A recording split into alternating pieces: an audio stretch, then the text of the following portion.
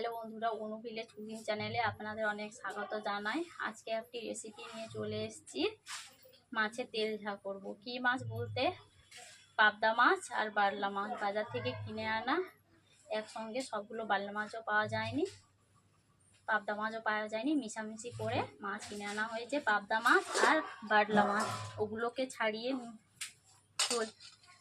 ধুয়ে নুন হলুদ মাখিয়ে নিয়ে ভেজে রেখেছি। যেহেতু সকাল সকাল মাছ নিয়ে চলে এসেছিলো, তার জন্য আমি মাছগুলোকে ভেজে রেখেছি। দেখতেই পাচ্ছেন পাবদা মাছ আর বার্লা মাছ, ওগুলো দিয়েই আমি আজকে তেল ঝাল রান্না করব। আমি কেমনভাবে রান্না করব আপনারা দেখতেই থাকুন। তেল ঝাল কেমন হয় প্রথম থেকে ভিডিওটি শেষ পর্যন্ত দেখবেন, স্কিপ না করে।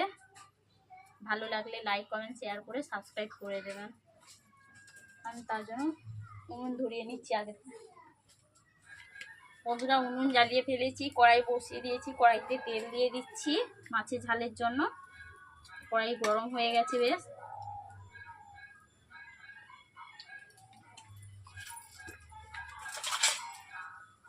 দিয়ে দিচ্ছি কাঁচা লঙ্কা, প্রথমে কাঁচা লঙ্কা চিড়ে, টমেটো, পেঁয়াজ কুচি,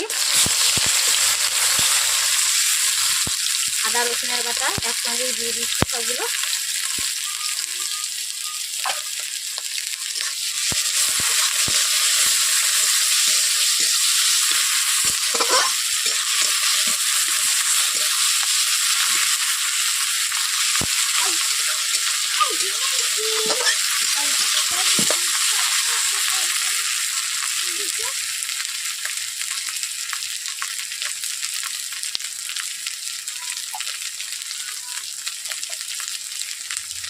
পেঁয়াজ গলে যাওয়ার জন্য হালকা করে নুন দিয়ে দিচ্ছি অল্প করে।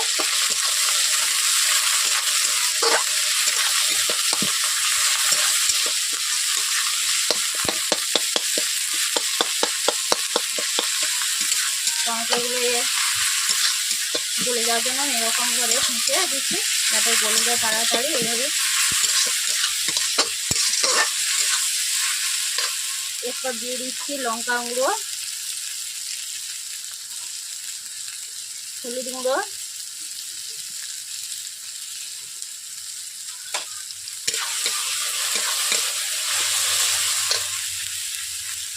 অল্প করে জল দিয়ে দিচ্ছি।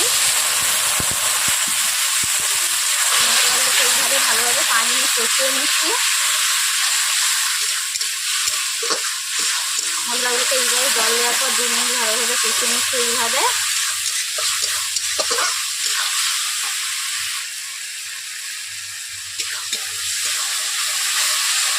দেখতেই পাচ্ছেন বন্ধুরা তেল ঝালের কালার কেমন চলে এসছে।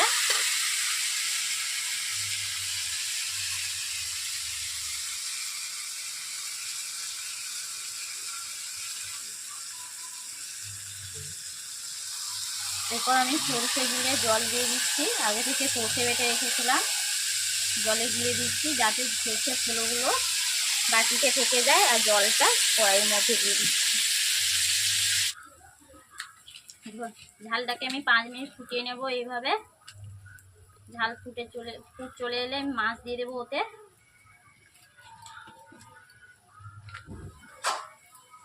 বন্ধুরা দেখতেই পাচ্ছেন আপনারা যে ঝোলের ফুট চলে এসছে, আমি ওতে মাছ দিয়ে দিচ্ছি।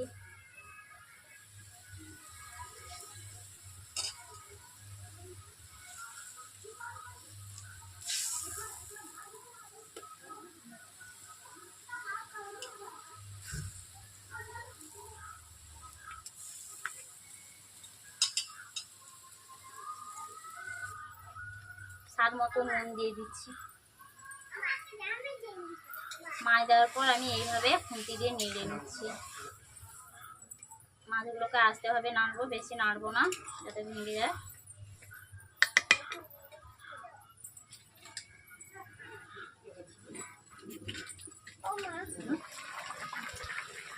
বন্ধুরা আমার ঝাল হয়েছে, এতে জিরে বাটা দিয়ে দিচ্ছি। মাছের তেল ঝাল হয়ে এসছে।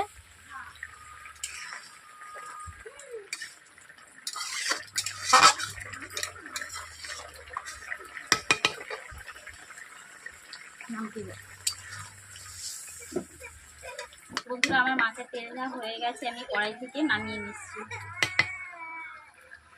এইভাবে আপনারা বাড়িতে রান্না করবেন। কার কেমন হলো বাড়িতে রান্না তেল ঝাল আমাকে কমেন্ট বক্সে জানিয়ে দেবেন।